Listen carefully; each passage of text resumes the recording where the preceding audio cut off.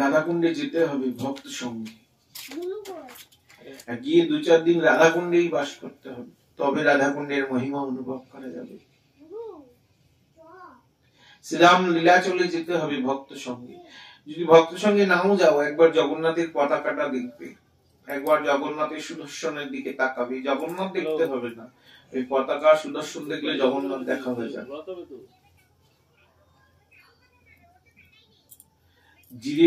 জীবকে প্রথমে জানতে হবে জীব কে, তার কি করা কর্তব্য।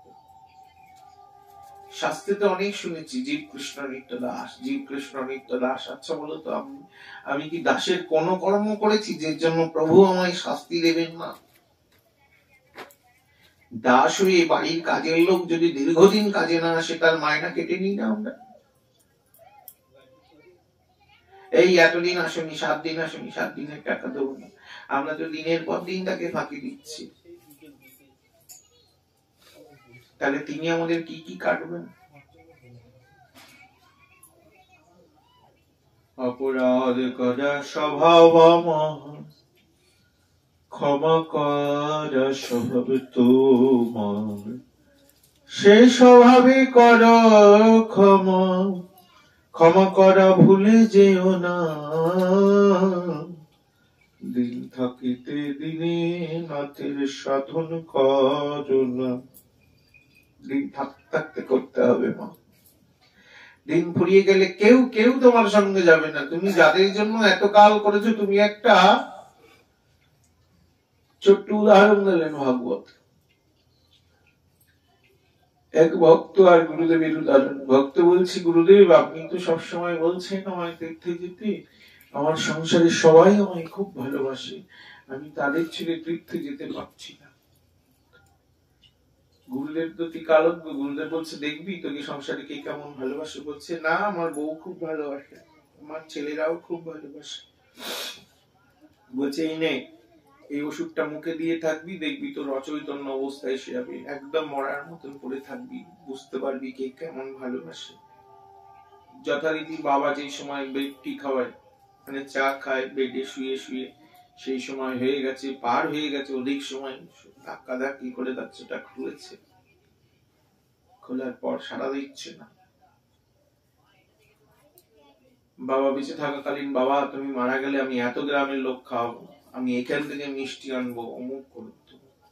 বড় ছেলে বলছে এত গ্রামের লোক খাওয়াবার কি দরকার, 2-4 জন খাই দিলেই হবে।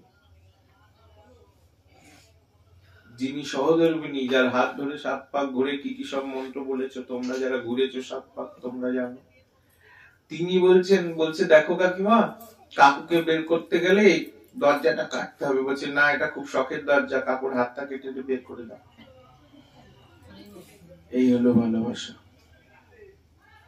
দামি কাঠের দরজাটা কাটবো কেন, হাতটাই কেটে দাও।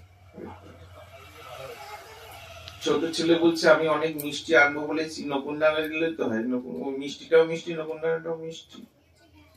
এই হলো ভালোবাসা। এর জন্য কি ওরে বাপ রে বাপ, গাড়ি সাজানো, এই করা ওই করা সেই করা। কেন গাড়ি না সাজিয়ে বিয়ে হয় না? মহাপ্রভু গাড়ি সাজিয়েছিলেন, নিতাই গাড়ি সাজিয়েছিলেন, অদ্বৈত বাবু বিবাহ করেছিলেন, গাড়ি সাজিয়েছিলেন। গাড়ি সাজাবে, প্যান্ডেল করবে, ধার দেনাগ্রস্ত হবে, সেগুলোকে কষ্ট করে শোধ করবে, তবু ভগবানের নাম করবে না।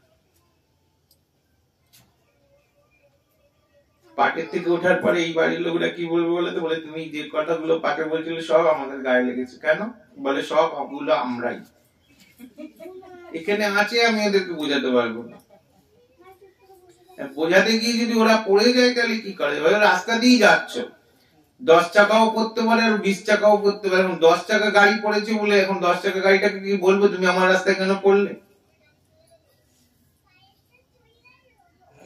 যারা ভালো স্টুডেন্ট হয় স্কুলের বা ইউনিভার্সিটির, তারা দেখবে পিছনে বসে না, সামনে বসে। আর যারা পড়াশোনা করে না, পড়াশোনা করেননি যারা, তাদেরই পরীক্ষা দিতে ভয় লাগে।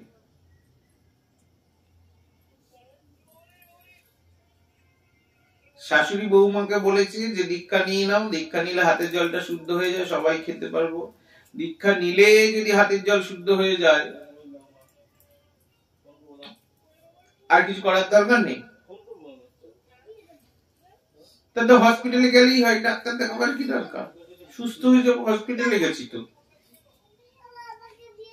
মানসিক চেতনাবোধ, মনুষ্যের আত্মচেতনাবোধ এবং মনুষ্যবোধ, এই বোধগুলোকে হৃদয়ে ফেরাবার প্রচেষ্টা, হৃদয়ে চৈতন্য জাগানো এবং এই চৈতন্য জাগিয়ে চৈতন্যের সেবা করাটা করব বলেই চরণাশ্রয় করা।